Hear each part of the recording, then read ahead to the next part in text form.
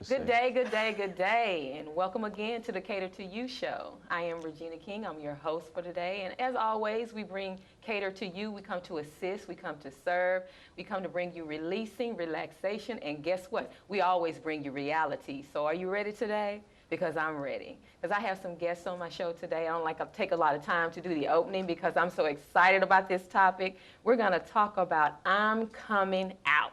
Yeah, I know you know the song, you know, you want to shout, you're coming out. But we got a new phrase, a new version that we're going to, focus on that topic about today. We're going to come out, and it's going to deal with knowing when it's the right time, guess what, to emerge, to come forth, to break forth, to move, to proceed into your visions, your goals, and your dreams. And I know somebody's been asking, you have the question, what am I supposed to be doing? I know I want to do some things. I've even prayed about some things, asked God about some things. I'm just burning on the inside of my heart and my spirit. But when is that right time that when I've heard from God, it's time for me to move out on that thing? And I'm so excited today because He's allowed us to come to you and point you in the right direction. Not our direction, but His direction on knowing when exactly that right time is for you to move out and be in that perfect plan that He has for you. So I want to introduce you to my guests today. I'm so excited to have them here. First of all, I want to start with the ladies. Can I start with the ladies first? Do you mind? No. Good deal. Ladies first. So I have my cousin here, Miss Tijuana Williams,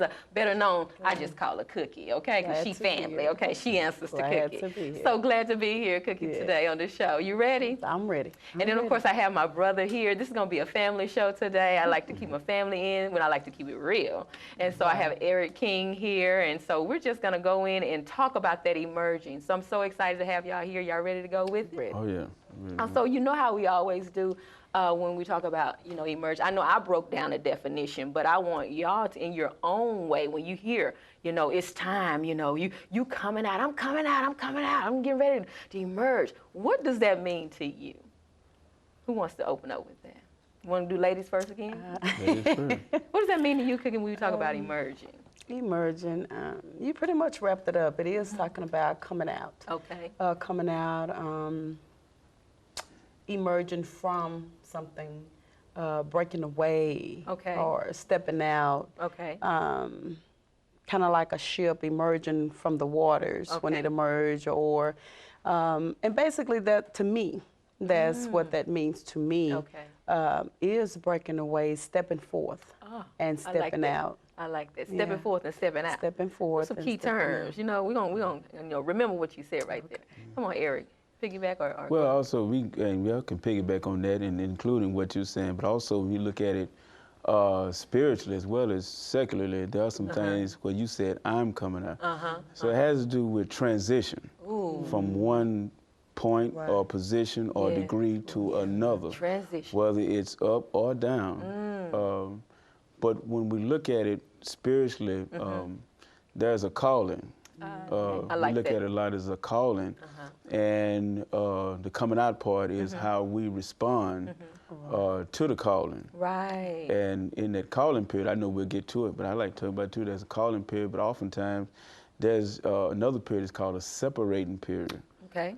God calls us for particular things, whether we respond to it or not, is up to us. Exactly. But then even after He has called us to a particular thing, then there's a time and point where God will separate us to do that thing. Right, I so like that. all the emergence is not so much about I as it is what God has for me to do. Right. So then when we know that God is telling us to do something, you're saying He's separating us from either some things or some people to do the call.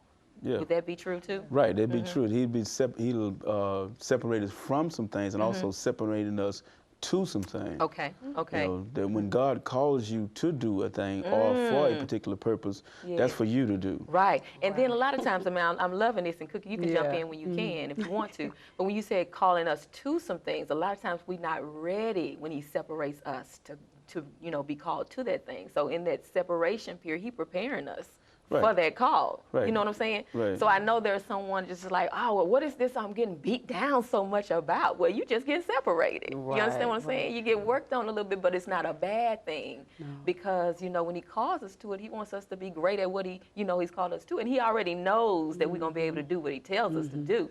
But a lot of times we go through a process that don't feel good because we're being separated too. You understand what I'm saying? Sometimes we don't know what it is. We know we're going through, like you said, we're trying to figure it out. What is this? Yeah. What is it? Okay, am I being tested? Am I being, you know, and sometimes it don't feel good. Right. Sometimes it don't. But like Eric was saying, is that God knows. Yeah. He knows the purpose. He knows exactly what it is that he's calling you to, like he said, to separate from or separate to. Wow. And in that transition, you know, that waiting period is not, it doesn't always feel good. Right. The waiting period. Yeah. And sometimes that's where we miss out because we don't know what to do while we wait. Right. Ooh, that's So the good thing of it is knowing, like he said, when you know what God have called you to do, and when he separates you to it or from whichever one it is, then it's the waiting. And sometimes we miss out. We be close, but we miss out. That's that patient part of us, you know. So because you're pointing on something, and I saw your hand. You're pointing on something. Waiting has two aspects to me. First of all, that's the impatience, because when he calls, we think immediately. Exactly. He says go and do a thing. You understand what I'm saying? Yeah. And then there's that waiting period where you know, ooh, I'm just waiting. It just seems so long. You know. So there's two waits. You know, one wait is, ooh, I just can't wait. I gotta go out because he told me to do this today. No, but then what we're talking about separation. Okay, you're not ready for it. I just showed you the vision. Okay. I didn't say get out there and do it right now because you're still an infant. Okay, it would eat you alive. Okay, but then there's that other waiting where it's just like, okay, I just, you know. Oh, man, and it's just, God, where you at? You know, you the one told me to do it. Why is it taking 25 years for this thing to happen? I'm impatient. So now I'm going to be like Sarah and do my own thing. Right. I'm going to help you out, Abraham. And then we just get beat down for that because we out of order then, you know. So, and that's exactly what I was going to say to you. And you touched the word that one is order. God always has a particular time for order. God is always about order. Right. And he's about structure. There's nothing that God ever has us to do haphazard. And oftentimes it's us because we get into what we personally desire. And oftentimes what we personally desire is not what God has already designed for us. At all. So in that call, like you said, in that waiting period, we there. some things that help us to understand, you know, what am I supposed to do? I think that was the question in this waiting period. Well, before we are separated to do what God has called us to do, a couple of things jump out of my mind right quick. One is serving, and the other one is sacrifice. Now, for example, you know, you hear people say, well, God has a calling on my life to do mission work in Africa. Yeah. But God has not separated you to go to Africa to do the mission. In the meantime, how much mission work are you doing in Dallas? You know, where are you serving where you are? I mean, are you a good usher in the church where you are? I mean, are you picking up the trash off the street where you are? That's good. But sometimes we get caught up in the glitz and the limelight, the fanfare, and don't realize that there are some service and sacrifice involved. Wow. And God won't move you to that point of where he has called you. He won't separate to that point until we get the understanding right. Service and sacrifice where we are. Wow. Go ahead, Cookie. Oh, that was good. He summed it all up because you do. You have to serve, and that is so true. And a lot of times we don't look at it like that in the serving, that, like you said, in our waiting, there are some things we can do until God given you. We know how God works. He may give us a little bit today, may give us a little bit next week when we was talking about the T-shirt, the thing I was telling you about where he had gave me, had given me to do. Yeah. So and I was like, okay, Lord, really? You want me to, really? You want me to do it? Really? Okay. So, but it was just the bits and the pieces. Sometimes he just want to see if we just going to move. Get started, like Eric said, to serve in our church or in the community, serving the people, you know. And sometimes we don't think that's a part of our vision or a part. So how can you, like he said, be ready to go over to Africa, somewhere, wherever God, something big, and you can't do the small things. You talking about going to Africa, you can't even serve in your attic. How about that? Okay. But check this out, though. Check this out, though. And we were talking about as well, because why? This is the question number 2. Why won't people move out? And get this, because a lot of times when God says it's time for you to move out or emerge, you hit it on the head. Me? Really, God? That what you told me to do? You can't see yourself doing that, you know? So somebody's question might be, I ain't never seen nobody in my family do that. You talking about me do that? You know, what's Shaquan them going to say about this? You know what I'm talking about? But it's him calling you. He not calling Pookie them. He calling you to do it. So you said separation. He already knew us before we were formed in our mother's womb. So I think God knows what we're going to be able to handle, you know. But that is a question, and I want y'all to answer it for it. But I think that's a lot why people won't move out or emerge, you know, into their visions, goals, or dreams, is because they can't believe God is calling them to do such a thing. Maybe it's unfamiliar, you know, unfamiliar territory. Y'all help me out with that. Why do y'all think most people don't move out? It's always about what's going on with us personally, whether it be our ambition or our fears. I mean, if you remember the story, even Gideon, God called him, Gideon was hiding in the wine press, but he called him a mighty man of valor. He's a hide me, but he used him. That's good. That's good. And sometimes we have to have people to encourage. I mean, when you ever even look at Jesus, himself did not even begin his earthly ministry until after he was 30 years old, you know. Wow. And so we got to look beyond what it is about us personally, what we desire, and keep the focus on what God desires. Matter of fact, it's going to be tough when we look at it. Matter of fact, when we're looking at Jesus as the example, when he was in the garden and prayed, what did he say? Father, not my will, but thy will be done. So you got to get past the personal, how I'm going to benefit or how I'm going to lose. It's all about what God does. If he got your back, it makes no difference what you gain or lose. Do y'all know y'all helping somebody right now? Because that's a struggle for someone, I promise you. You know, I feel that because they're just, and you just hit it on the head, Eric. You just said, if he called you, he already knows. You know, you ain't got to worry about that thing. He knows you can handle it. And he's given an open door. God is just like, if you feel like it's too much or you overwhelmed, come unto me, all ye that labor. You understand what I'm saying? Talk to me about all these pressures you're going through. I might not remove them, but I can give you some grace to get through them. How about that? You understand what I'm saying? Yeah, and we had to be encouraged. I think you heard it said this. I heard one preacher saying this little catchy phrase, and I like it because it's true and it's sound biblically. God will never give vision without provision. If he's going to call you to a thing, he's going to give you the means to carry that out. I love it. But a lot of times, and y'all, it's just great, a lot of times the provision doesn't come the way we think it should. You know, so we not, you know, sometimes this is where we got to get away from it. Yeah, we need to be cautious sometimes where some of the resources or the provision comes from. We're not telling you to be crazy, use common sense. But God used a lot of means. He used different means in what you're familiar with to give you the resources or the provision that he wants, you know, for the call, you know, for the work that he's called you to do, you know. So you can't just be all, which, you know, just thinking that, okay, well, I can't accept that from you because you're of a low class. You better understand he might be breaking you to pull you down from that, you know, where you think you're so superior, to be humble, to know that I work through all type of people. Or through all type of situations. You just need the money to get started, don't you? And that is it. So what I'm saying is just have an open mind and just know through discernment, God can use anybody, anything to help, you know, with the means of what he's calling you to do. We just need to be open. You know what I'm saying? And oftentimes what God is looking for from us, and God is not a complicated God. God is simple. We make God complicated. Real hard.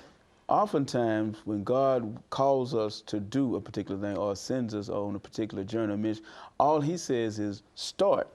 All he says is, or in the case of Abraham, go.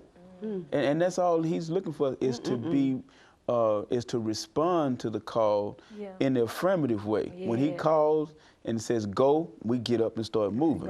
Or if he says come here, yes, Lord. I mean, you know, that's it. He has everything already worked out. We just won't get up and go. We won't emerge. So let me ask y'all this. So have either one of you, you know, I want you to speak to this. Have you, when he's ever called you, and I know you have, speak to an incident that he's called you to do something and or given you a call and there's a calling on your life. You know, what were the results when you answered what God told you to do? And did you do it immediately? In what time frame? Because that's what we're talking about today, knowing when it's time. Well, me, it was, we spoke about it, about what God, you know, had woke me up that morning, early in the morning. And we was talking, you know, speaking about what he had said for me to do. My thing was, like I said, he gave me the bits and pieces of it. But when it was all said and done, I had the whole ain't gonna say the whole plan, but just the idea of what he needed me to do at that point, just to start. And like Eric said, sometimes our thing is starting, stepping forth and doing it. Sometimes we got to be careful of who we speak some things to. Right. We be so excited sometimes of what God has given us, but sometimes we can speak too immaturely about what he has given us. A lot of people don't understand and probably won't understand our visions and what God has given us to do. So sometimes when we speak about it too soon, we get a lot of, I call them dream busters, vision busters, or whatever you want to call them. Like I said, you be excited, but sometimes you can't always, and it's not just the people in the world, sometimes it's church folks too. Explain what a dream buster is, a vision buster is. What's that? Well, I call them that because sometimes how you get so excited, and you be excited, especially when God tells you something, and you know you are already kind of working in that calling to begin with. So when he gives me something like in the past and shares something with me, I'm so excited I want to share it with my friends. You know, go and share it with your friends, you know, one to them, that's cool. Then you get to someone that you think is gonna support you. Yes, be right there number one, and here they go. Well, you know, you don't have no money, and you know you're not working, and you know you don't have. I'll be like, oh, okay, really, I should have just kept this really to myself. But you of all people, you know, you just sometimes won't. You know how you'll tell them, I want to tell you something, but I'm gonna talk and you listen. Don't say just listen. Don't say nothing. Just listen. So that's how that sometimes is, and you know, sometimes we'll be excited, but I've learned.